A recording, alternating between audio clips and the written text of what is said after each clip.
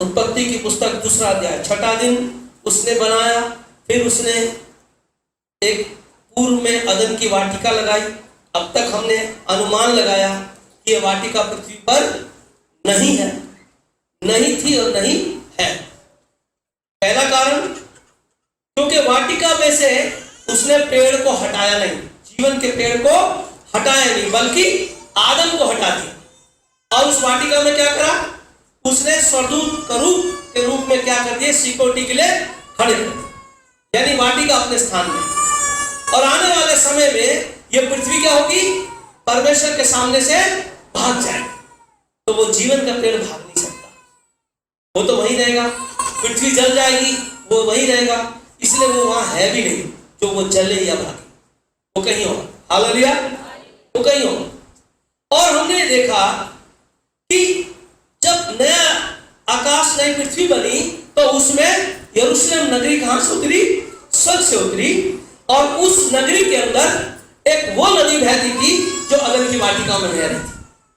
परमेश्वर के सिंहासन से वो नदी निकल रही थी और वो नीचे सींच रही थी, और वो नदी जाके यरूशलेम, नए यरूशलेम में आई, और उसके दोनों तरफ जीवन का पेड़ था। हालेलुया, जो वहां पर था वो जीवन का पेड़ वहां था। हालेलुया। तो अभी तक यह अनुमान है कि वो अदन की वाटिका कहां हो सकती है? नए यरूशलेम में हो सकती है। हालेलुया। थोड़ा सा और क्लियर करते हैं इसको। हम देख रहे हैं परमेश्वर ने अदन की वाटिका लगाई और उसमें एक नदी निकाली जो नीचे आके चार अदन की वाटिका को सींचते हुए, क्योंकि पृथ्वी पर तो नदी सींच नहीं रही थी, पृथ्वी पर क्या सींच रहा था? कोहरा। हालेलुया। वो नदी वहां से निकली अदन की वाटिका को सींचते हुए और नीचे चली गई। उसके बाद 15वां पद, 2 अध्याय 15वां पद। पद 15। तब यहोवा परमेश्वर ने आदम को लेकर अदन की वाटिका में रख दिया कि वह उसमें काम करे और उसकी रक्षा करे। सारे बोले आमीन। आमीन। मतलब ऐसा ही परमेश्वर ने क्या करा? आदम को लिया और कहां रख दिया? इंग्लिश में उसका जो शब्द दिया है वो स्वर्ग दिया गया। इंग्लिश में जो शब्द दिया अदन की वाटिका के लिए और जो अधोलोक का शब्द दिया गया है, वो दोनों को स्वर्ग का शब्द दिया गया। ठीक है, परंतु हम इसको वाटिका मान के चल रहे। तो ये अदन की वाटिका में उसने क्या करा? आदम को रख दिया। उठा के क्या करा उसने? अदन की वाटिका में आदम को रख दिया कि वह उसमें काम करे। आप अपनी बाइबल में देख रहे हैं ना कि वह उसमें किसमें? वाटिका में काम करे और उसकी रक्षा करे। उसकी रक्षा करे। रक्षा का क्या मतलब होता है भाई? काम तो समझ आता है। रक्षा का मतलब देखभाल होता है। रक्षा का मतलब देखभाल होता है, किसी चीज से हो सकता है, यह भी हो सकता है कि पौधों को कीड़े लगने से बचाना, ऐसा भी हो सकता है। रक्षा कर, तो मैं समझता हूं कि रक्षा किससे होनी चाहिए? कौन है जो उसको घात कर सकता है? उस जगह को नुकसान कौन? कोई इंसान तो है नहीं, केवल आदम है, जीव जंतु वहां है नहीं, क्योंकि परमेश्वर के पवित्र पर्वत को वो छू भी नहीं सकते थे, वहां पहुंचेंगे कैसे?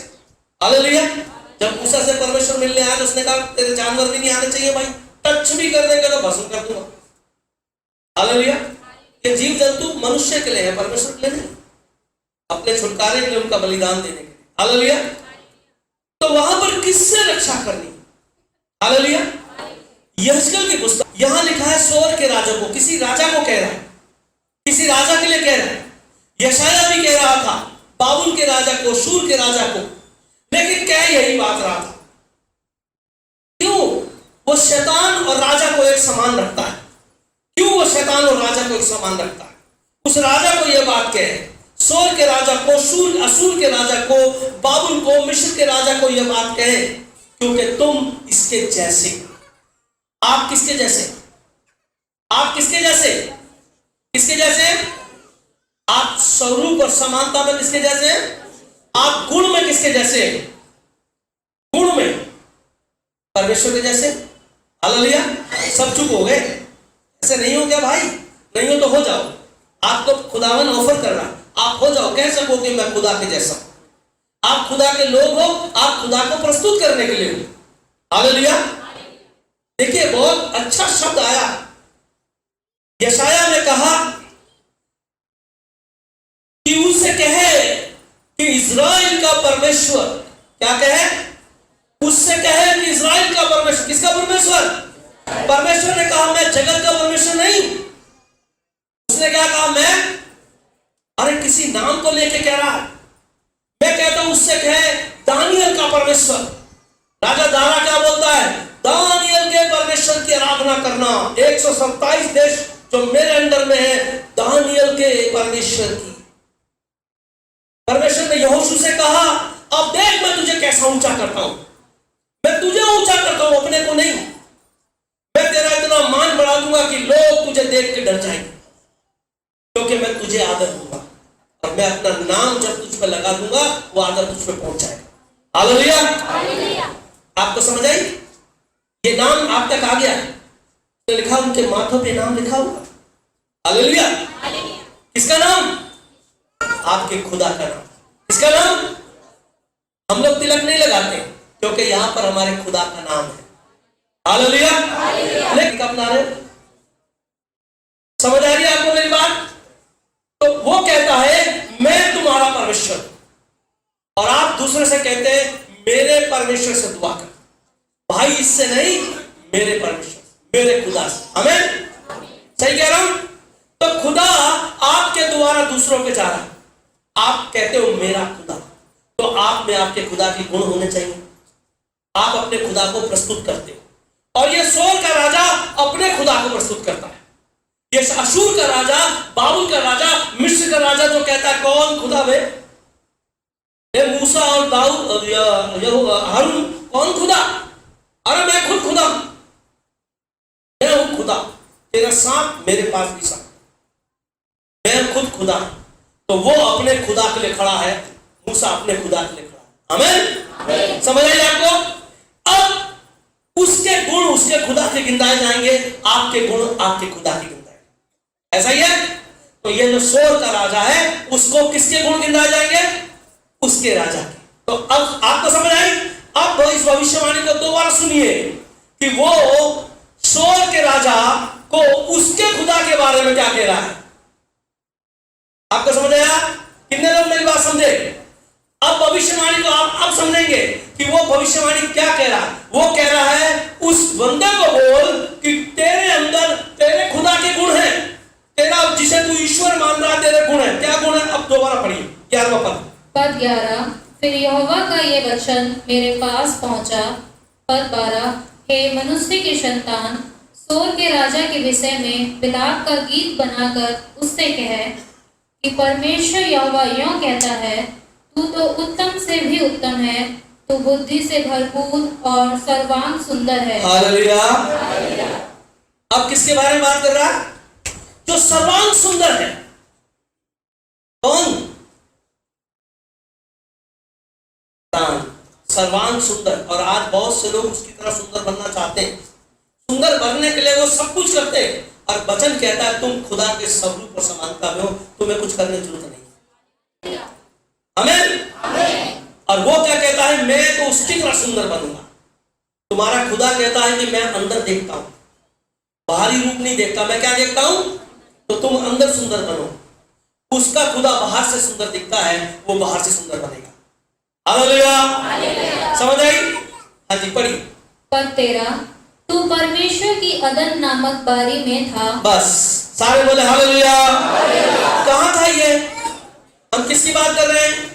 राजा की, सोर के राजा की, उसके बाप की, उसके खुदा की। वो कहां था? उसका खुदा कहां था? कहां पे था? आदम को कहां रखा? हालेलुया। कहां रखा आदम को? ये कहता है तू अदन की वाटिका में था। अभी शैतान कहां है? अदन की वाटिका में था पर है नहीं। अभी शैतान कहां है? कहां बोलो? पृथ्वी पर। इसका मतलब वाटिका पृथ्वी पर, वाटिका कहीं और है। तू वहां था। और देखिए बढ़िया हो। 13 का भी, तेरे पास आभूषण, मणि, पदराग, हीरा, फिरोजा, सुलेमानी मणि, यशब, नीलमणि, मरकत और लाल सब भांति की मणि और सोने के पहरावे थे। हालेलुया। तभी तो कह रहा था यीशु से, देख ये हीरे, ये मोती, ये गहने, ये जवाहरात, ये जमीनें, ये बिल्डिंगें सब मेरी हैं, तेरे पास थे, मैंने दिए। किसने दिए थे? उसका नमूना था कि जहां से वो नदी बह रही थी, वो नदी जहां से जाती थी वहां सोना होता था, और सबसे उत्तम सोना होता था, अदन की वाटिका। हालेलुया। तू वहां था भैया, खुदा ने नदी वहां निकाली है, वहां सब कुछ था, तेरे पास सब कुछ था। वहां आदम नहीं था, अदन के वाटिका में था, तेरे पास सब कुछ था, वहां आदम नहीं था, क्योंकि आदम को उसने वहां पाक में रखा। पढ़िए आगे। 13 का सी, तेरे डफ और बांसुरी तुझी में बनाई गई थी, जिस दिन तू सिरजा गया था उस दिन वह भी तैयार की गई थी। 14, तेरे छाने वाला अभिषेक करूब था। बस, तू छाने वाला अभिषेक, आशीषित, मसा से भरा हुआ क्या था? शैतान कौन है? शैतान आत्मा है। शैतान कौन है? तो तू कौन था? आत्मा था या करूब था? यानी करूब और आत्मा एक ही है, सरदूत और करूब एक ही है, शराब भी एक ही है, वो चारों प्राणी जो देखे गए वो भी सब आत्मा है। पर जब अपनी वो पोजीशन में आते हैं, अगर मैं एक सिक्योरिटी गार्ड हूं, जब मैं गार्ड की ड्यूटी में होता हूं तो मेरे कपड़े बदल जाते हैं, जब मैं चर्च में होता हूं तो मेरे अलग हो जाते हैं। आप समझे? तो ऐसे ही तू आत्मा है, लेकिन तू वहां पर करूबों के समान वहां वास कर रहा था। हालेलुया। कहां पर? कहां पर? अदन की वाटिका में, जहां सोना, चांदी, हीरा, मोती, खूब बढ़िया आभूषण। यीशु मसीह आभूषण नहीं पहनता था। कौन पहनता आभूषण भाई? कौन भरा है आभूषणों से? समझ आई? कौन भरा है? लोग चढ़ाते भी हैं, हमारे खुदा को नहीं चढ़ाने जरूरत। फोटो की भेंटे खुदा को क्या चढ़ती है? फोटो की। और इसको भी शुद्ध उसका वेदी का अंगारा करता। आप जैसे भी हैं, आप जैसा बोलते हैं, हकलाते हैं, तुतलाते हैं, लेकिन जब आप कहते हो ना हालेलुया, वो पिता अपने बच्चों की ओर भाग गया। आपको पता है, बड़ों की आवाज सुनने से अच्छा बच्चों की तोतली भाषा अच्छी लगती है। मजा आता है, सुनते हैं, बात करते हैं, हाँ भी करें तो बड़ा मजा आता है। खुदा को हमारी ये वाली आवाज अच्छी लगती है। हालेलुया। तुम्हारे आभूषण अच्छे नहीं लगते, क्योंकि आभूषण उसके है ही नहीं, इसलिए ज्यादातर मसीह लोग आभूषण नहीं पहनते। मैं पहनने को मना नहीं कर रहा हूं भाई, पहनने को मना नहीं कर रहा, लेकिन ज्यादातर लोग मसीह पहनते नहीं, क्योंकि उन्हें तो भीतरी मन सजाना। हालेलुया। तो तेरे आभूषण सब तुझ में थे जिस दिन तू करूबों पे, बढ़िया मेरा पन्ना ही पलट जाता हवा से बाहर। 14, तू छाने वाला अभिषेक करूब था, मैंने तुझे ऐसा ठहराया कि तू परमेश्वर के पवित्र पर्वत पर रहता था। बस सारे बोल हालेलुया, हालेलुया। हाँ, क्या लिखा है? तू छाने वाला, देखिए, हालेलुया। तू छाने वाला करूब था, अभिषेक करूब था, आशीषित मसा से भरा करूब था, और तू, मैंने तुझे कहां ठहराया? कहां पढ़ा है? दोबारा पढ़िए, कहां ठहराया? मैंने तुझे ऐसा ठहराया कि तू परमेश्वर के पवित्र पर्वत पर रहता था। कहां रहता था? परमेश्वर के पवित्र, अभी तो कह रहा था कहां पर है? अदन की बात। अब कहां रहता था? अर्थात यह है कि ये जो वाटिका है ये पर्वत पे थी। यरूशलेम भी पर्वत पे बसा हुआ है। उस पर्वत का नाम सियोन है। उस पर्वत के, यरूशलेम के 3 नाम है। पहला नाम उसका है दाऊदपुर, दूसरा यरूशलेम, तीसरा सियोन। तीनों नाम उसके, किसके? यरूशलेम के। ठीक है, याद है? आप पता है आपको? और ये इस पहाड़ पर, उस पहाड़ को सियोन का पहाड़ कहते हैं, लेकिन ये पवित्र पहाड़ की बात कर रहा है। कहां की बात कर रहा है? तू परमेश्वर के पवित्र पहाड़ पर, पर्वत पर रहता है। भजन संहिता अगर आप पढ़ेंगे, भजन संहिता दूसरे अध्याय में 4 या 5वां पद पढ़ेंगे तो कहता है कि मैंने तो तुझे तेरे पवित्र पर्वत पर अपना राजा ठहरा दिया। हालेलुया। मैंने तुझे तेरे पवित्र सिय्योन पर्वत पर, कहां पर? पवित्र दाऊद कह रहा है, एक राजा कह रहा है, दाऊद राजा कह रहा है कि मेरा राजा तो मेरा यीशु मसीह है और मैंने उसे उसके पवित्र पर्वत पर, हाँ पता है आपको पवित्र पर्वत क्या उतरा था? मंदिर। हालेलुया। वहां पर राजा बैठा था सिंहासन पर और प्रजा थी, तो वो कहता है मैंने तो प्रकाशित वाक्य में नहीं, दाऊद कह रहा है मैंने प्रकाशित वाक्य में नहीं देखा, मैंने आत्मा में देखा कि सिय्योन पर्वत पर नए आकाश नई पृथ्वी पर स्वर्ग से यरूशलेम उतरा और वहां पर मेरा राजा बैठा है। Hallelujah, hallelujah. प्रकाशित वाक्य 14वें अध्याय के पहले पद में लिखा है कि मैंने उस मेमने को सिय्योन पर्वत पे खड़े देखा, उसके साथ 1,44,000 वो पवित्र लोग थे जो किसी से अशुद्ध। ये पवित्र लोग कब होंगे भाई? कब होंगे? जब पृथ्वी क्या हो जाएगा, रैप्चर हो जाएगा, लोग स्वर्ग को उठा ले जाएंगे। यानी भविष्य देख रहा है, भविष्य देख रहा है यूहन्ना कि 1,44,000 लोग सिय्योन पर्वत, कौन सा पर्वत? कहां पर? जहां पवित्र पर्वत पे सदा लोग सहज शरीर के साथ पहुंचेंगे। उसको यूहन्ना ने देख लिया 14वें अध्याय। सारे बोले हालेलुया। समझ आई आपको? तो यूहन्ना ने 14वें अध्याय में क्या देखा? सिय्योन पर्वत, यरूशलेम में पृथ्वी वाला नहीं, स्वर्ग वाला सिय्योन पर्वत। तो कहता है कि करूं तू उस पवित्र सिय्योन पर्वत पर था जहां अदन की वाटिका थी। हालेलुया। आपको समझ आई? तो अदन की वाटिका कहां थी? सिय्योन पर्वत पर अदन की वाटिका थी।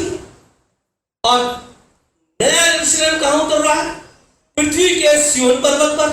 मेमना 1,44,000 लोग लेके कहां पहुंचा? उस सिय्योन पर्वत पर। और यह स्वर्गदूत अभिषेक कहां पहुंचा? कहां था? अदन की वाटिका में, सिय्योन पर्वत पर। समझ आया आपको? तो अभी हमें दूसरी बात पता चलती है कि सिय्योन पर्वत पृथ्वी पर नहीं था, बल्कि कहां था? कहां था? स्वर्ग में। कि परमेश्वर वाले स्वर्ग में नहीं, बहुत स्वर्ग है।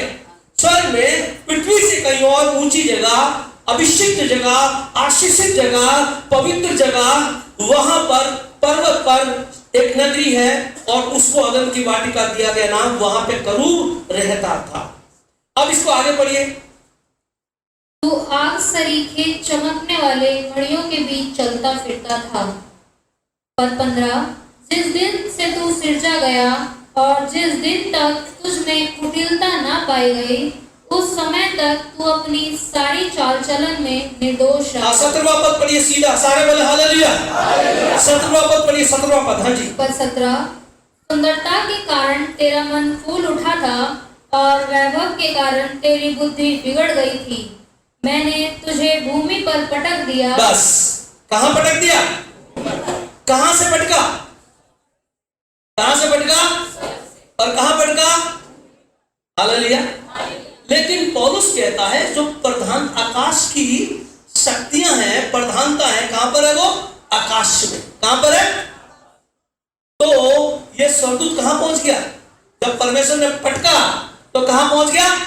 आकाश में। अपनी सेना के साथ कहां पहुंच गया? आकाश में। इसका मतलब पटका तो इसको और ऊंचाई से पटका। हालेलुया। पटका तो ऐसी जगह से पटका जहां वो वाला आकाश नहीं था, कोई और आकाश था। हालेलुया। तो जो नया आकाश नई पृथ्वी अलग है, वहां यरूशलेम अलग है, वहां सिय्योन पर्वत अलग है, और वहां शैतान रह रहा था स्वर्गदूत की तरह, अभिषेक स्वर्गदूत। उसको जब पटका तो इस वाली पृथ्वी और इस वाले आकाश के ऊपर आ गया। समझ आई आपको? हालेलुया। क्योंकि पुराना आकाश और पुरानी पृथ्वी क्या हो गई? जाती। हालेलुया। कहां फेंक दिया उसको? इस वाली पृथ्वी और इस वाले आकाश। और जो नया आकाश नई पृथ्वी है ना, हमारे लिए नया होगा, लेकिन यूहन्ना के लिए वो कह रहा, वो तो पहले बना के प्रभु ने वहां रखी थी, मैंने वहां से देख ली। क्या कह रहा है यूहन्ना? प्रभु ने वहां बना रखी, मैंने देख ली है। और मूसा को तो उसने मॉडल दिखाया था, ये देख कोई मॉडल देख रहा है, ये मंदिर बनना चाहिए नीचे, ताकि लोग इसके अंदर उपासना करें। ये मॉडल सेम होना चाहिए, कोई चेंज नहीं हो, ऐसे ही आराधना हो, और सेम ये लोग उठा के 1,44,000 लोग ऐसे कैसे यहां जाए। हालेलुया। समझ आई?